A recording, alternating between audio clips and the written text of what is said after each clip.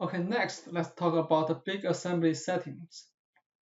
As you know, for a big assembly, we need to do something special to make it run fluently. So next, I will show you some common settings. The first one is pixel culling. We can use it to increase the assembly efficiency. And there are dynamic and static pixel culling options. Later, I will show you the effect before and after pixel culling. And another setting is display degradation. When operating big assembly, such as zoom, pan, rotate, you can set the display degradation mode to make it faster. Two modes are available: no edge display degradation or wireframe display degradation. And the last one is lightweight loading. For native formats, which is Z3ASM, we can enable it in the configuration table. Then when you open it, it will only load the display data. No geometry inside unless you load it manually. But for third-party formats like CAD, X, Creo, SolidWorks, and etc., we need to use another way, which is quick import.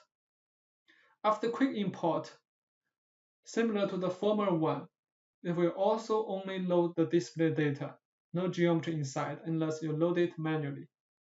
Okay, now let's move over to ZW3D to show you more details.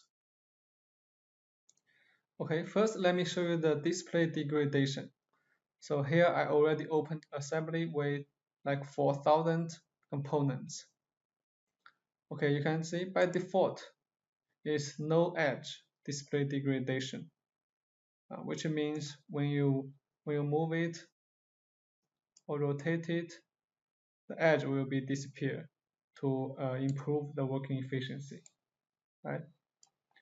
And here you can see actually we have a value. It's the sensitivity value. The higher sensitivity, the bigger assembly will trigger the switch of the degradation. Okay.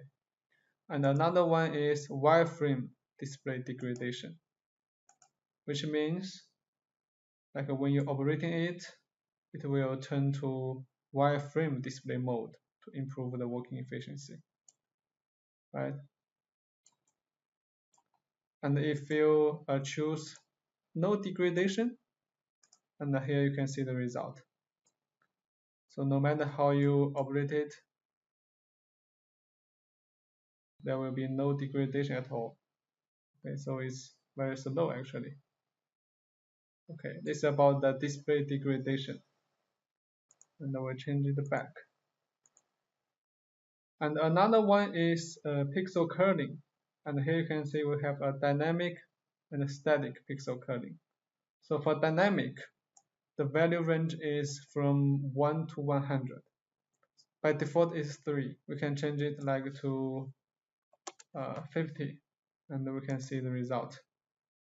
So you can see when we're operating it, some of the components will be disappeared, right? And when you stop operating it, it will go back. Okay. But for the static pixel culling, it's on the contrary. For example, we change it to bigger 60. And here you can see when the model is static, actually some of the component will missing. But when you're operating it, you can see it will be displayed. Yeah. So sometimes you can combine these two options together. For example, you can make it 20 and make this one. Okay. Now you can see actually it's much quicker to operating it, right? And the last one is lightweight loading. Okay, we'll close this one. And we'll go to the configuration. So please be noted that this one is only for the native format, which is the Z3 ASM or Z3 PRT. Okay, now let's open the same assembly.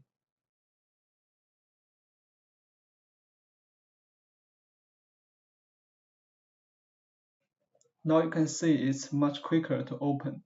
And you may notice that the display is a little bit different. And also there will be a small feather icon being added to the name of the component. And if you want to edit some of the components, you can just select them, and in the right-click menu, you will find the Load Current Model command. Then you can see the feather is disappeared, and the model is back to normal with the geometry. Then you can edit it without any problem.